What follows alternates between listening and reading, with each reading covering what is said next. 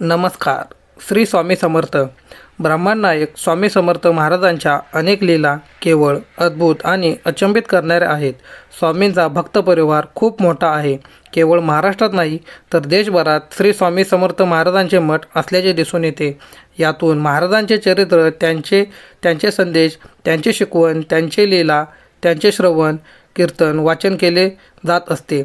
स्वामी भक्तांना नियमित मठात जाता आले नाही तरी ते घरी राहून स्वामींचे नामस्मरण उपासना करत असतात. स्वामी समर्थ पाठीशी असल्याचे अनेक अनुभव आल्याचे अनेक स्वामी भक्त सांगत असतात. स्वामी समर्थांच्या लीला असतील, त्यांचे कृती, त्यांचे वचने ही कायम समाजाला बोधप्रद ठरत असतात. त्यातून काही ना काही शिकवण संदेश समाजाला मिळत असते. एके दिवस मनोमत झालेल्या गजराला स्वामींनी शांत केल्याचे सांगितले जाते. ते नेमके कसे जाणून घेऊया. अक्कलकोट गावात महिपालाचे देवालय आहे. तेथे मालोजी राजांच्या गवार नामक हत्तीला बांधण्याची जागा होती. त्या जागेवर आता शाळा आहे. तो हत्ती एकदा चांगलाच पिसळला. काही केल्या नियंत्रणात येत नव्हता. माहूत आपापल्या परीने प्रयत्न करत होते, मात्र अंकुश ठेवणे शक्य होत नव्हते. येणाऱ्या जाणाऱ्या लोकांवर तो हल्ला करू लागला. त्यामुळे रस्त्यावरून जाण्याची नागरिकांना भीती वाटू लागली. एक दिवस राजांनी त्याला चारही पायात साखळदंड बांधून ठेवले, तरी तो सोंडणे नागरिकांवर दगड भिरकवीत असे. अखेर वैतागून मालोजी राजे स्वामी समर्थ महाराजांच्या दर्शनास आले.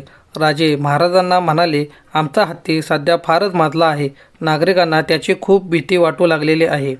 काही केले तरी त्यावर अंकुश ठेवता येत नाही. अनेक प्रयत्न करून झालेत. त्याला आता देहांताची शिक्षा करावी का, असा सवाल राजाने स्वामींना केला. राजांचे बोलणे ऐकून स्वामी महाराज त्या हत्तीकडे जाण्यास निघाले. वाटेत स्थानिक भक्तजन महाराजांना विनंती करू लागले की महाराज, या रस्त्याने जाऊ नका. तो हत्ती मोठमोठे दगड भिरकावीत असतो. मात्र महाराज पुढे गेले.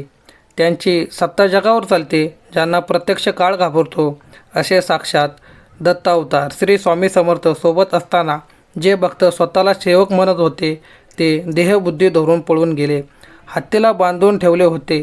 तेथे पोचेपर्यंत केवळ एकनिष्ठ शिष्योत्तम असलेले चोळप्पा आणि बाबा यादव एवढेच 2 ते 4 जण स्वामींसोबत थांबले. महाराज कमरेवर हात ठेवून हत्तीसमोर उभे राहिले आणि रागाने त्याला म्हणाले, अरे मूर्खा, माजलास काय? चढेल तो पडेल. बाष्कळपणाचा अभिमान सोडून दे.